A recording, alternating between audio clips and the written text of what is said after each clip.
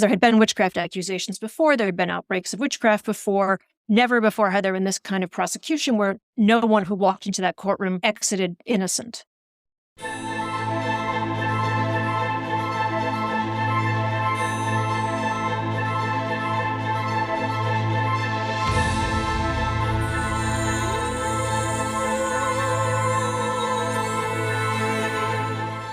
Welcome to Witch Hunt. I'm Josh Hutchinson, but you can also call me excited. We get to talk about Salem today. And I'm Sarah Jack. In this episode, we are joined by Pulitzer Prize-winning author Stacy Schiff. Schiff is the author of 6 books, including The Witches, Suspicion, Betrayal, and Hysteria in 1692 Salem. In this exciting conversation, Stacy clears up some major misconceptions about the witch hunt. And reviews many of the theories that have been proposed to explain what started the witch hunt.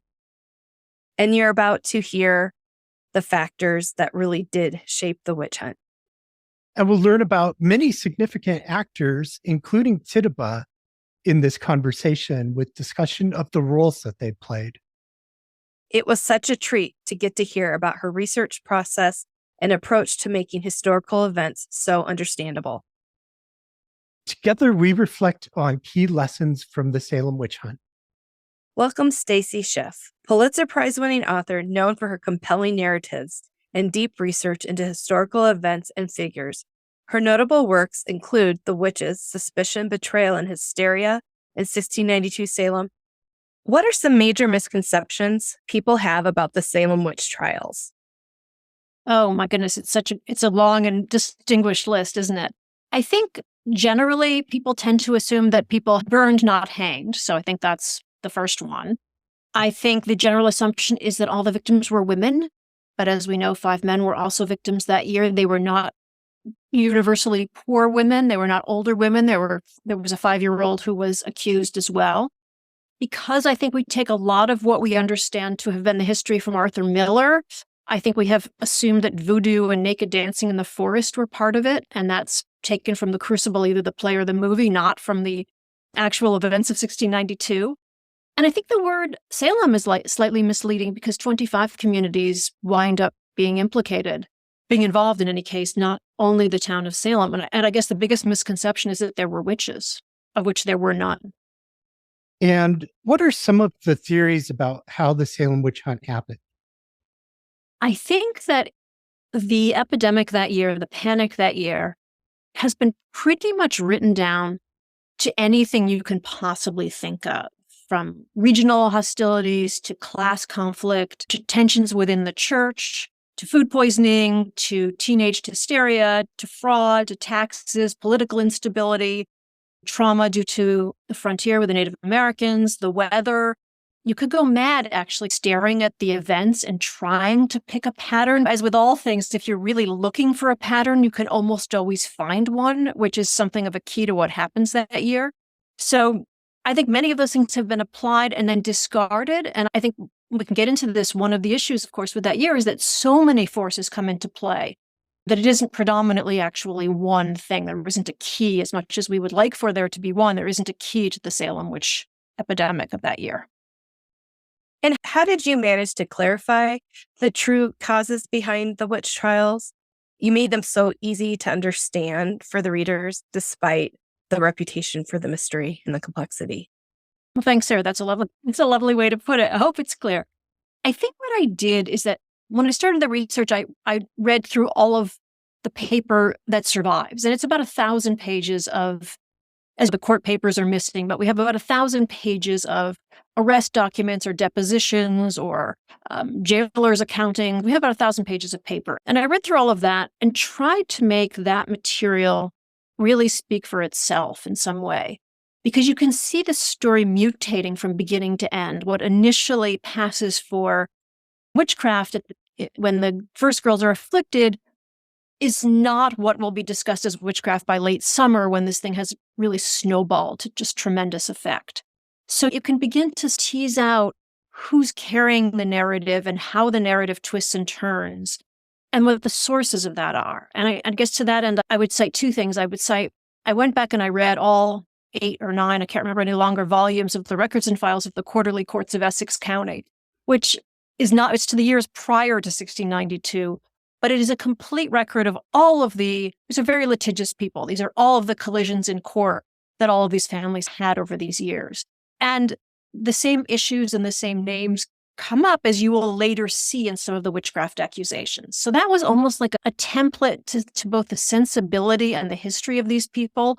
It's interesting that about half of the women who hang had been accused previously of witchcraft. There's obviously some lingering resentment or some lingering questions here.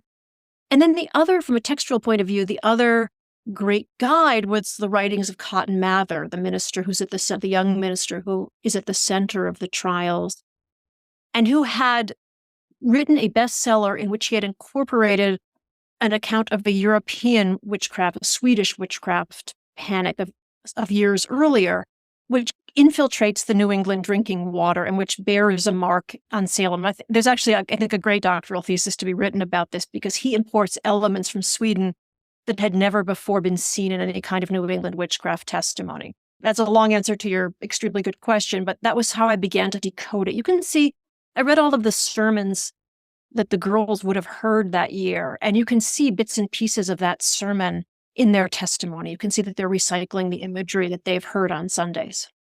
And what were some of the factors which actually did lead to the Salem Witch Trials?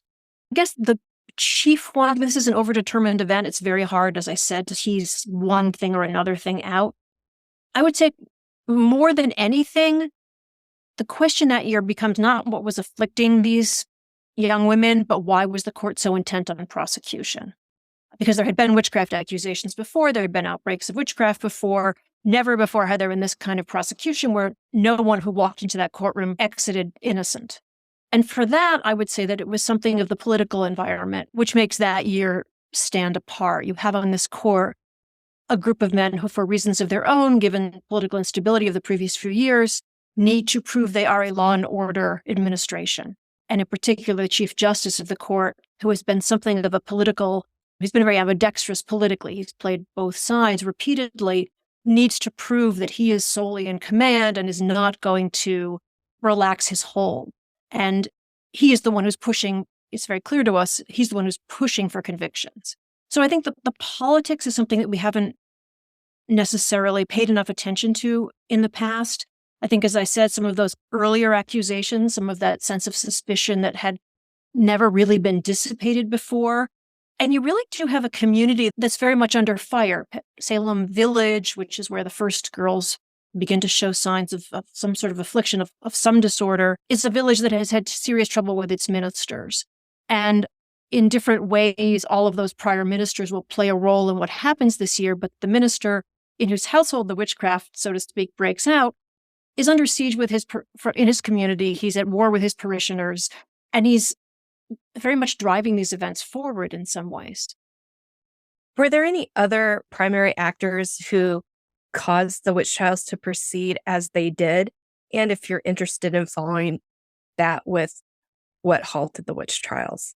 So yeah, I think you could probably draw something of a schematic if you wanted to just take like how does this thing snowball? What are the bases it has to hit to produce this storm of accusations? And I think this household under siege, obviously, it's a hothouse environment. You have these girls living in a situation where they can see that their father and uncle is in disfavor with the community. So there's a sense of an explosion within that household. One of the first people accused, as you know, is Tituba, the Indian slave in the household. And Tituba's testimony is so vivid and so kaleidoscopic and so convincing that once and moreover, she establishes, she's one of the three first accused who says, yes, witchcraft was at work. Yes, I flew on a pole to Boston with my accomplices. And moreover, I saw these spectral cats, crazy testimony. Once she has established in the eyes of the community that witchcraft has been at work, it's very hard for anybody to reverse course. So that's another sort of post on the way. And then one of the first girls who testifies, a teenager named Abigail Hobbs, who's the bad girl of Topsfield, she then spreads the accusations out beyond Salem Village because she suddenly points a finger toward a former minister of the town and of the village, in fact. And so there you begin to see that the thing has tentacles and it begins to spread beyond the immediate household. And then I guess I should add actually Thomas Putnam, one of the villagers, who has had a run of terrible luck and who will complain against, I think, 35 of the ultimate accused witches, and who will file the first charges. He does something as well to help this thing explode. And then from the other side, you have the head of the witchcraft court, Stoughton, and you have Cotton Mather, who's always in the background, trying very hard to help advise the court, but always in a way that seems to press them toward prosecution. As much as he's pretending to be even-handed, he seems quite intent on somehow exorcising this ill and purifying the community. So you have these other forces that are both massaging the narrative and enforcing the prosecution. It's hard to say what single element shuts down the prosecution. A number of things happen, and I think the timing is crucial as well. The witchcraft breaks out in late January, early February. The trials take place largely over the summer. And by fall, the accusations have begun to spread in every direction. We've got to the point where it is far easier to accuse someone else or to confess than it is to claim your innocence. And so obviously in that situation, the snowballing is out of control. It's also, however, the fall, which is traditionally the season when you wanted to make sure that you had plenty of stores in your cellar and you were ready for the winter. And so the interest in spending all day in witchcraft courtrooms tended to wane a little bit. So it may be that a healthy dose of skepticism begins to creep in for practical reasons. It's also true that the newly installed Massachusetts governor is not a Puritan. He doesn't buy into these trials the way the other authorities had. And he reaches out late that year to the New York ministers to get their opinion on what's happening in Salem. And that's the first attempt to go beyond the kind of monolith, which is the New England establishment. And their opinion is very different from what the judges in Massachusetts are hearing. So you get this outside opinion as well. And slowly but surely, you get people in the community, and Thomas Brattle would be the best instance of this. He's a 35-year-old Boston merchant who doesn't have any relationship to any of the other well-born justices, which is unusual because they are a very inbred, familiar group, one to the other, and who realizes that basically if someone gives testimony with her eyes closed, she's not observing what's happening, she's imagining something, and sees that a great miscarriage of justice is taking place and will be very hard to erase from history. And very quietly, and in fact anonymously, he writes a small pamphlet about the court's proceedings. And he is one of two voices, there's a Boston minister as well, also very quietly, who will begin to speak up against the trials. And it may be that at that point the accusations have just reached a very high level and too many important people have been implicated. It may just be that it begins to stretch the imagination. At first there had been 5 witches, and then there had been 10 witches, and suddenly there were 500 witches. And it may be, it's as if suddenly everyone awoke from this great delirium is what it does begin to feel like. Even at that juncture, there are two things that are interesting. One is that Stoughton, the Chief Justice, is unwilling to shut down the court, and he has to be forced to shut down the court because he's convinced still of his rectitude and of the court's probity in prosecuting. And secondly, and this I think is something we tend to lose sight of, the belief in witchcraft will persist well after the trials. People believe that they themselves were innocent or that the accused that year were innocent, but they don't yet lose their faith in witchcraft. It's an interesting thing where the trials end, but there is still this lingering sense that there was something supernatural at work. And there's still a lot of supernatural explanations for Salem. Sarah was talking to somebody the other day who was asking, did they have powers? When you begin to read the testimony in court, I don't know if you all have household mysteries the way we do, but the kitchen scissors always goes missing. Who's got the kitchen scissors? You begin to realize how much can be explained by witchcraft. It's such an elastic and versatile definition. And especially in a world where you didn't have science, where you couldn't explain illness, where weather was not something you could understand, much less control, where things seemed to happen in the night, where there was a lot of drinking, by the way, where the dark was very dark, where you had Native Americans or people with whom you had conflicts at your doorstep, you can see how this would be the perfect cauldron in which to dissolve your questions. How should Tituba's station in life and experiences, especially in contrast to those of the Puritan women, inform our understanding of her role in the witch trials?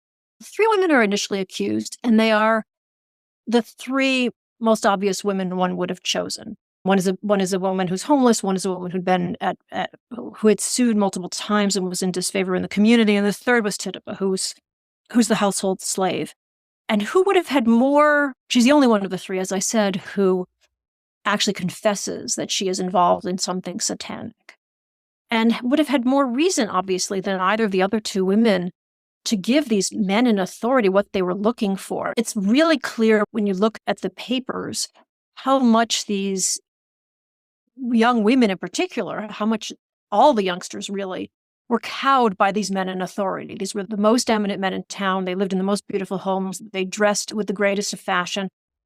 And their authority would have been something very difficult to resist for anyone, but much less someone who was a slave.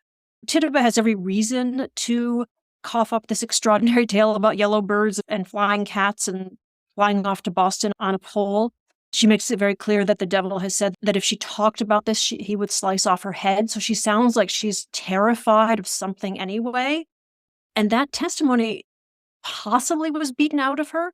But even if it wasn't beaten out of her, there's one hint that perhaps it may have been. Those men knew what they were about to hear because there were at least 3 people sitting in the room that day waiting for her to testify. So they knew that this was the gold mine, that she was going to be the witness who was going to make this thing real. It's very hard to believe she would have had any grounds with which to resist them, given her station in life. Very true. And I have to fess up that my great-grandfather, Joseph Hutchinson, was one who filed the complaint along with Thomas Putnam. I love that. Wait, are you related to Thomas Hutchinson too? No, there's different. Salem Hutchinsons and Boston Hutchinsons. Okay. And so far, genetically, nobody's found a DNA connection between the 2. Anyways, what key lessons should be learned from the Salem witch hunt and applied today? I suppose we should avoid jumping to conclusions. This is what happens when fear paralyzes reason and when we overcorrect and sort of overanalyze. And I guess what the best that could be said for this real mishap, this tragedy, is that it should serve as a sort of vaccine for us all. We have this instance in our record. We should be looking at it and using it when we think we might be heading in this direction, so we don't end up with McCarthyism, basically. We've seen the dynamic so vividly, so often, and it is so clearly where you end up going if you head down the road of conspiratorial thinking. This is the end of the road.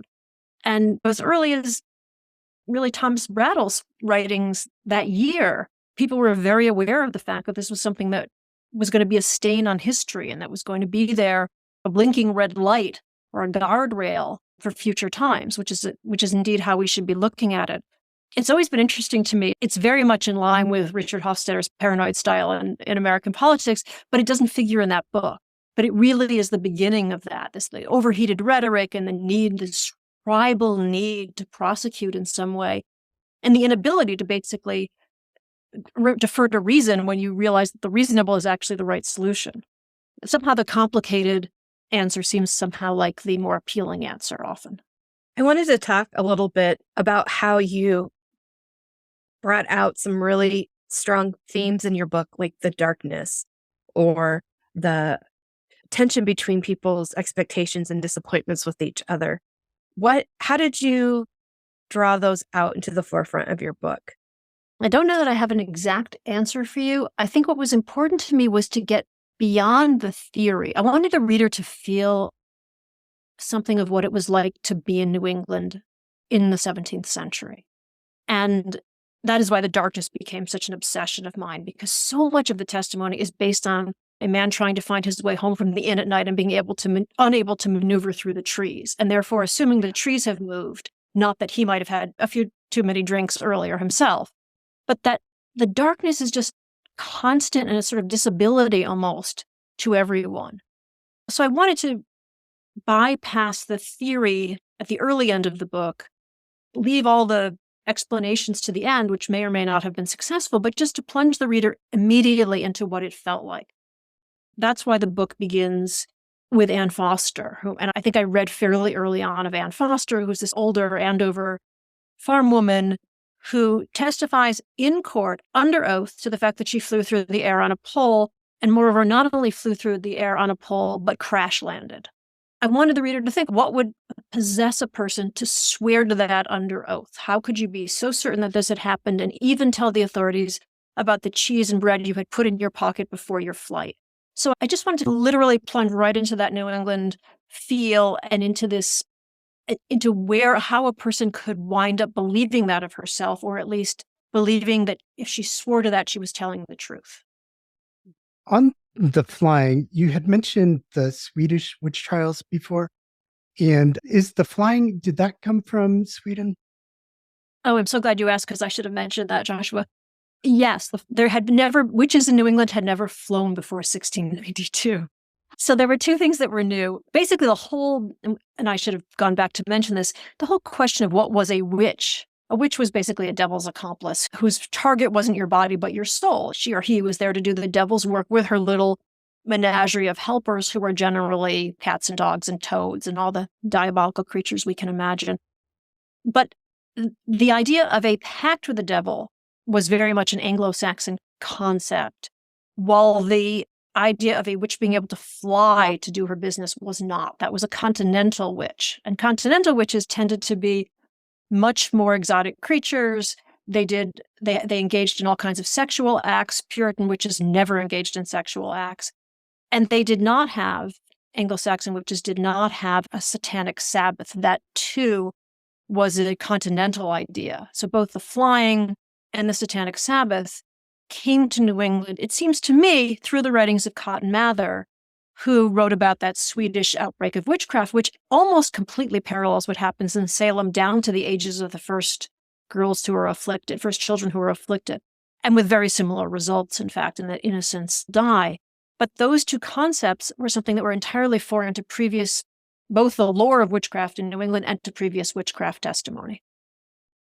Having written extensively on various historical figures and events, how does your latest project, The Revolutionary, Samuel Adams, compare to your other works in terms of research challenges or thematic focus and the narrative approach you take? That's a big question, Sarah. To start with the thematic piece, there's a funny footnote in a way with the American Revolution, in that Salem lives on. And that's an interesting thing with Salem generally, is to see how it then gets recycled and used by different parts of the country. Abolitionists will end up saying that basically slavery is on par with essentially hanging witches, and pro-slavery people in the South will basically point to New England and say abolition is on par with, and they'll say the opposite. So both sides will end up going back to cite Salem witchcraft. But in the run-up to the Revolution, as Stamp Act protests and other protests take off, an extraordinary number of people compare the moment to the delusion of 1692. So you get this constant drumbeat of things that there has never been this much unrest, there has never been such a delusion, people have never been so mad since the bedlam of 1692. And it's just funny to see that there's a comparison between Stamp Act protests and trying witches in the court in Salem town. From a research point of view, I was at a great loss, because although there are things missing from the Salem record, Samuel Adams' papers are very incomplete. He destroyed a lot of paper because he needed to destroy his trail, because he's obviously fomenting revolution. So there's a no fingerprints school at work here. And I was working from a somewhat mutilated record for that reason. So that was a big challenge, and a challenge that I ended up filling by reading a lot in the archives in London, which are essentially what his enemies were saying about him. So he would never claim credit, for example, for some misdeed, some street protest or street ambush. But you can be certain that the customs commissioners in Boston or the lieutenant governor in Boston was writing back to London saying, let me tell you what this rascal Samuel Adams is up to this week. So I ended up being able to fill in a certain amount of his whereabouts and his machinations from the other side, with a grain of salt, I should add. And there was a great deal, I think this is a big difference between the two, there's a great deal of Adams in the newspapers, because he's writing constantly for the Boston newspapers. And one of the reasons the revolution takes off as it does from Boston is because there are so many newspapers and such a literate populace. And that, in a funny way, is a fallout from something that was true in 1692, you didn't have newspapers in 1692, but you did have a highly literate populace because in order to pray, you needed to know how to read. And it is in a funny way that very erudition that fuels the Salem witch epidemic, because people have bought into this library of books, which Cotton Mather brings to the forefront, and which these men are consulting. And so they have these shelves of literature on witchcraft. What they don't have are the skeptical texts on witchcraft, because those had been banned from coming into Boston. So in a funny way, you have a case of too much erudition. But anyway, it's that literate tradition which flows obviously from one book to the other. And Cotton Mather, ironically, spurred a lot of the activity on by writing about the other events. So you have the Swedish trials and the Goodwin case, and they're all feeding into the behaviors of these afflicted people. So Cotton was involved from the beginning, I suppose.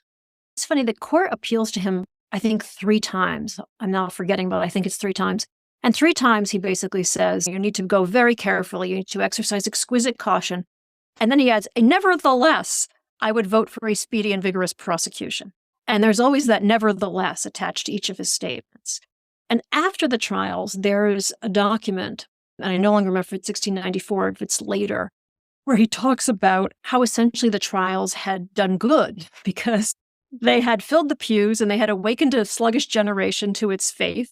And really, nobody who mattered had been lost in the process. It's not a statement had been meant for public consumption, but it tells you something of how the establishment viewed both the victims and the prosecution. It's remarkable. How do you hope your books impact reader understanding of history and its relevance to the present? I call the trials a kind of vaccine. I like to think this is something of which we don't lose sight so that we do not repeat this kind of demented behavior. But generally, on a sort of happier front, I like to think that there's something about biography that allows one to open the window to history from a more personal point of view, in other words, through the sensibility of the individual in question, so that if you can see something like the strains and the tensions in the family of someone like Samuel Adams, you can begin to understand why someone would feel so deeply wed to American rights and privileges and so deeply sensitive to British overreach, and therefore begin to publish the kind of supposedly seditious statements that he publishes and really spearhead what becomes a revolution, why this cause becomes so very vital to him. And you don't really understand that if you don't really understand sort of the personal history that goes behind it. And I think we lose that sometimes when we talk about history from a higher altitude. I think when you're seeing it through the sensibility of one person, whether that person is Cleopatra or Samuel Adams, you begin to understand those forces better. And what subjects or events are you drawn to explore next? Is there anything that you can tell us about? I am working on a new book. Interestingly or not, it's actually a return to a subject, something I've never done before. It's another book about Benjamin Franklin. And this time the previous time I had written about the almost 9 years that Franklin spends in France, soliciting aid and guns and men for the revolution. And he comes home in 1785 from that stint and will die in 1790. So this is a book which is going to tell the story of his life through those last 5 Philadelphia years. So it's really sort of the finale. It's Franklin's last act in a way. I'm looking forward to that. Thank you. So am I. I'm looking for having it, doing on the other side of it. Thank you for your work in your book, but your work today too. The getting this information out and dissecting it like this is just really key for the world. So I know it sounds dramatic, but it is. It's not. The one thing we didn't talk about, and to your point, is the silence that descends after this wipeout, right? Because for a generation, nobody would talk about it. Exoneration was impossible because people were unwilling even to admit that they were related to victims of the trials. So even in those first attempts at getting reparations for families in 1711, families avoiding the word witchcraft. It's basically, I lost my relative in the recent unpleasantness is essentially what they're saying.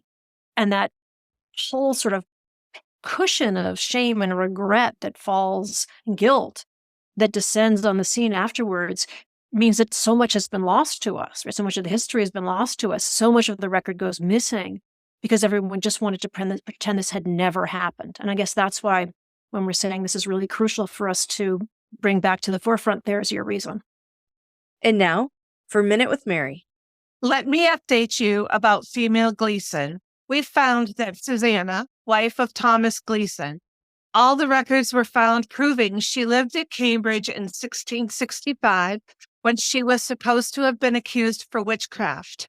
However, the author who listed a female Gleason accused for witchcraft in their book did not cite their source. We have reached out to that author who has yet to respond. However, our team didn't stop. Contact was made with both the Massachusetts State Archives and the Judicial Archives. These archivists exhausted all their resources and could not locate any document tying an accusation to any woman with the surname Gleason. Therefore, until we hear from this author, it can be declared as of this recording that no woman named Gleason was ever accused of witchcraft who lived at Cambridge, Massachusetts, or in any surrounding town. This is why looking at the original source or primary document is so important. Thank you. Thank you, Mary. Sarah has End Witch Hunts news. And Witch Hunts news. We want to extend our heartfelt gratitude to each and every one of you for your unwavering support for this growing nonprofit. Your monetary donations and the invaluable time you've dedicated as volunteers have been pivotal in fueling the growth of our vital projects. It's through your contributions of time and money that we're able to continue our mission, bringing to light critical lessons from history and fostering a deeper acknowledgement of witch hunting today. Your involvement not only aids in amplifying this history, but also in ensuring that the lessons derived from it resonate far, wide, and clearly. Thank you for being an integral part of our journey and for your commitment to helping us make a meaningful impact worldwide. Your engagement is what makes all of this possible, and we're immensely grateful for the community we've built together. We're thrilled to announce the upcoming Salem 101 series on Witch Hunt podcasts. This original series is a comprehensive deep dive into the Salem Witch Trials. Written by Josh Hutchinson, also known as @Salem Witch Hunt on social media, each episode promises to peel back the layers of this unmatched account of community betrayal, guided by the records and writings that have propelled the story to this day. Join us, Salem Witch Trial descendants, as we examine the year these events unfolded. Join us as we look closely at the fascinating individuals that many of us call ancestors. We will tackle the pressing questions that have intrigued the world, revealing insights that have led to the current understanding of the Salem Witch Trials. For those eager to broaden their knowledge, we encourage you to explore our past catalog of episodes. These recordings offer an insightful introduction to the subject and cover witch trials that predate Salem, setting the stage for this monumental series. Thank you, Sarah. You're welcome. And thank you for listening to Witch Hunt. Join us again every week. Have a great today and a beautiful tomorrow.